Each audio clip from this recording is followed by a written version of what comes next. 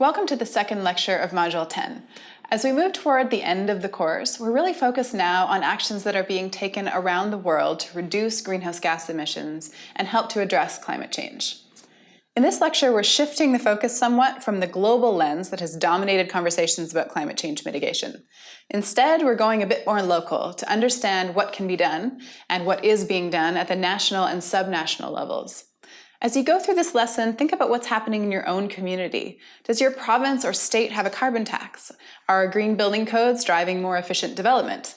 Interesting stuff that you uncover can be used in assignment 2, and will also just help you to learn a bit more about the interesting things that are going on close to home and where improvements can be made. In this lecture, we'll start off by understanding a bit more about why a local or subnational lens might actually be a good way of going about climate change mitigation. While it's sometimes framed as a second best option in light of the very modest success of the Kyoto Protocol, I'd argue otherwise. We're going to touch on a number of policies that trigger mitigation at the national and subnational level before exploring a sample of innovative actions that are being taken at this level in some parts of the world. Action at levels other than the global has sprung up in part to fill the vacuum left by less than impressive results associated with the Kyoto Protocol.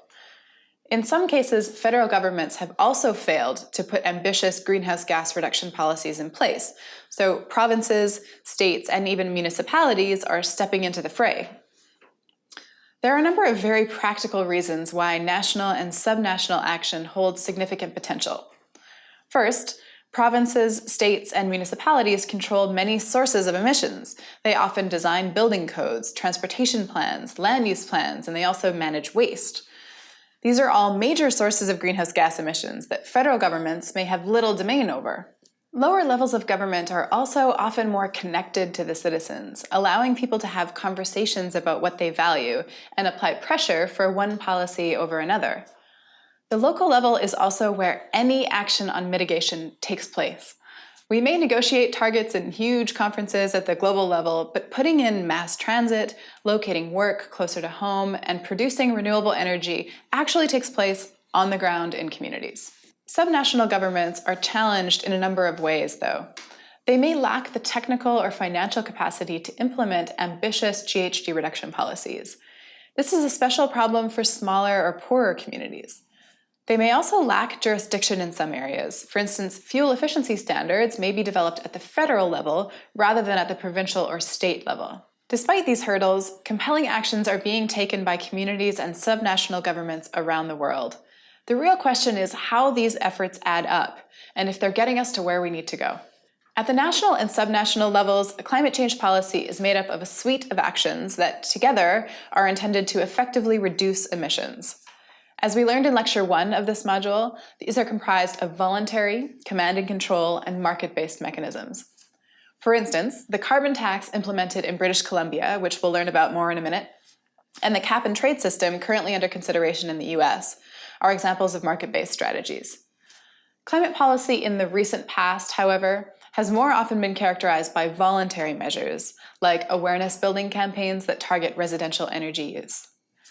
Command and control policies, such as vehicle efficiency standards and green building codes, however, are now forming the backbone of many local climate change strategies. To learn more about climate change action plans developed by many cities around the world, a really great resource is ICLEI, or the International Council for Local Environmental Initiatives. ICLEI has developed a process for municipalities to begin to measure and reduce their greenhouse gas emissions, and many municipalities around the world are taking up that challenge. Despite the fact that Canada has withdrawn from the Kyoto Protocol and national emissions continue to steadily rise, provincial and local governments in Canada have stepped in to try and tackle climate change independently. In 2008, the provincial government of British Columbia implemented a suite of climate change policies. There were a few key components. The first is a revenue-neutral carbon tax. The tax was designed to ramp up by $5 per ton of greenhouse gases every year, so it now stands at $30 per ton.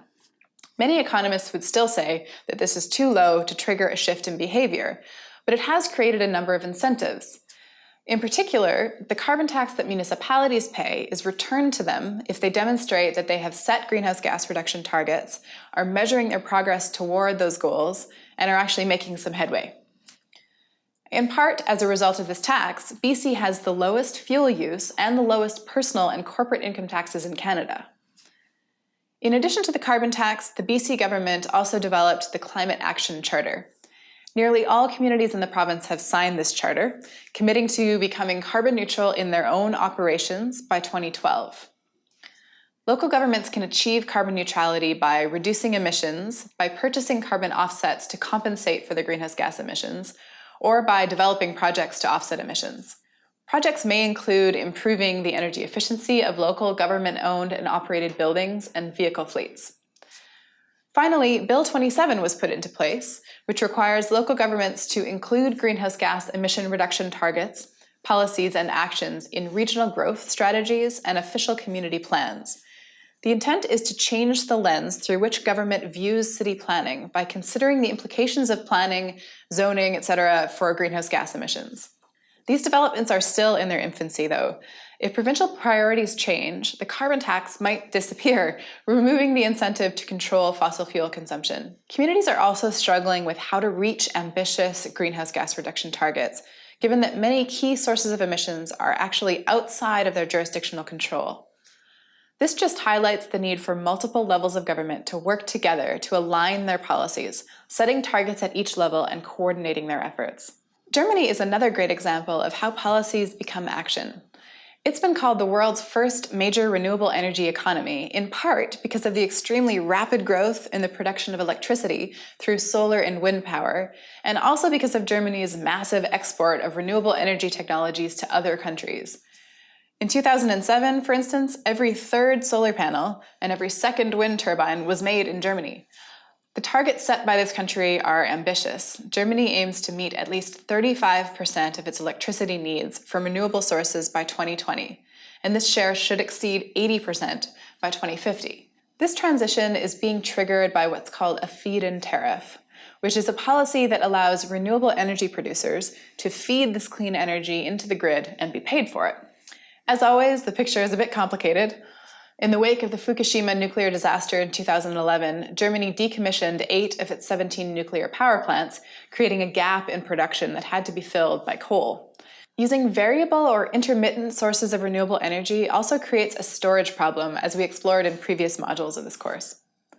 Nevertheless, Germany is often held out as an example of rapid innovation in the renewable energy sector, with potential to fundamentally transform the country's emissions pathway. In this lecture, we've made the case that exciting things can happen both in countries and communities. This action is especially important if the global negotiation process around Kyoto continues to stall.